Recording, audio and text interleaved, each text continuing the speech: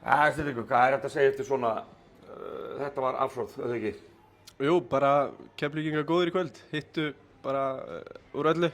Það ekki oft sem að sé svona skottsýning. Nei, þetta var bara... Það var alveg sama hver skaut tíma, það bara... Já, maður bara, það var í rauninni bara orðið gaman fyrir okkur að horfa á þetta líka þannig. Það bara, það var að byrja að skjóta rétt fyrir hérna miðju og hitta en þú veist, við þurfum að gera betur í byrjun sérstaklega að hægja á þeim. Þetta allt of auðvelt fyrir að í transition sókninni þá fá þeir annarkvort layup eða galop með þrist og þú veist, ef þú færð það í fyrri hálfleik þá kemur þetta comfort zone sem þeir lentu í seinni og bara slátur okkur. Þannig að þetta í raun bara erfitt nánast frá bara fyrstu mínútu hjá okkur. Já, það var svolítið þannig. Þetta byrjaði bara ekki nógu vel, þú veist. Við vorum að skora í byrjun og bara halda í við þá. Já. En við náðum aldrei að stoppa það, við náðum bara að skora tilbaka.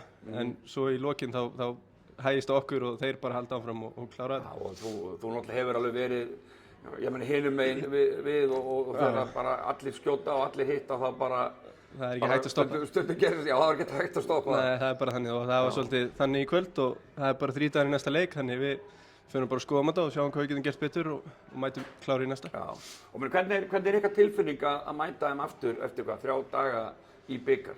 Bara spenntir. Og er ekki kannski bara fínt að tappa svona stórt á bara fyrstu að tappa? Jú, það er bara, það skiptir ekki öllu. Það er bara, við töpum þessu leik, við erum 7-2 núna og það var bara að reyna að komast í 8. leið í bikarnum, það er næsta markmið. Já, og náttúrulega fáið Benna þá aftur á bekkinn. Já, Benna aftur á bekkinn. En hann var ekki ástæðan fyrir þessu stóra tappi í kvöld eða? Nei, en hann hefði hjálpað, það er alveg klárt mál og Sadio hefði hjálpað og Pétur hefði hjálpað og fleiri, eða þú veist, bara reyndar ekki fleiri en andlega vantaði svolítið upp á okkur líka, þannig, þú veist, já, þetta var allt annað í næsta leik held ég. En þetta er bara 1 tap og hvort er tapið með 20, 10 eða 5, það skiptir kannski ekki öllu? Nei, það á ekki að gera það ef við erum nógu mikið fyrir ofan þá líka, ef við erum ekki að fara að lenda í innbyrðis við það, þá skiptir engum máli.